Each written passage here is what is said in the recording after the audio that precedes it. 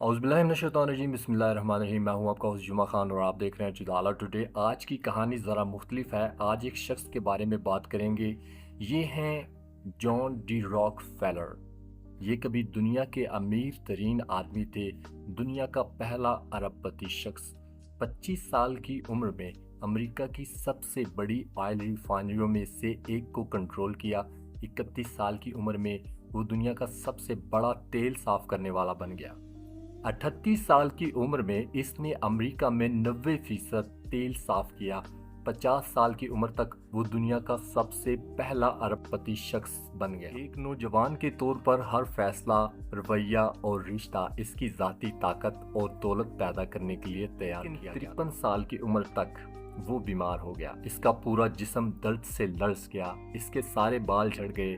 मुकम्मल अजियत में दुनिया का वाहिद अरबपति अपनी मर्जी के मुताबिक मगर वो सिर्फ सूप और क्रैकर ही हजम कर सकता था। एक रिपोर्ट में लिखा है वो सो नहीं सकता था और ना ही मुस्कुरा सकता था और जिंदगी में कोई भी चीज इसके लिए मानी नहीं। जाती इंतहाई माहिर डॉक्टरों ने पेशगोई की थी कि वो 1 साल के अंदर अंदर मर जाएगा।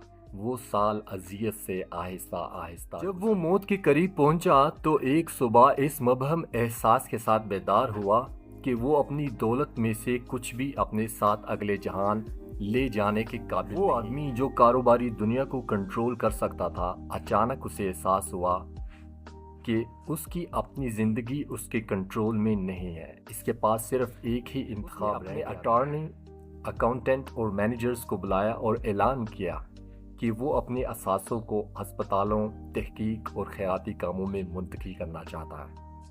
जॉन डी रॉकफेलर ने अपनी फाउंडेशन कायम की। ये नई सिमत बिलाखिर पेनिसिलिन की दरख्त का बास बनी, यानी मलेरिया, तप्तिक और खन्नाक का इलाज। लेकिन शायद रॉकफेलर की कहानी का सबसे हैरत अंगेज हिस्सा ये है कि जिस लम्हे इसने अपनी कमाई हुई तमाम चीज़ों का एक हिस्सा वापस देना शुरू किया, इसके जिस्म की केमिस्ट्री में इस कदर नुमाया तब्दीली आती चली गई कि वो बेहतर से बेहतर होता चला। एक वक्त था जब ऐसा लगता था कि वो 53 साल की उम्र तक ही मर जाएगा, लेकिन वो 98 साल तक जिंदा रहा। माल खैरात करने से वो तंदुरुस्त हो गया। गोया ये खैरात नाम की चीज भी एक तरीका इलाज है, इसे भी आजमा कर मौत से पहले इसने अपनी डायरी में लिखा था, सुप्रीम एनर्जी ने मुझे सिखाया कि सब कुछ उसका है और मैं उसकी ख्वाहिशात की तकमील के लिए सिर्फ एक चैनल हूँ। मेरी ज़िंदगी एक तवील खुशगवार छुट्टी रही, काम और खेल से भरपूर।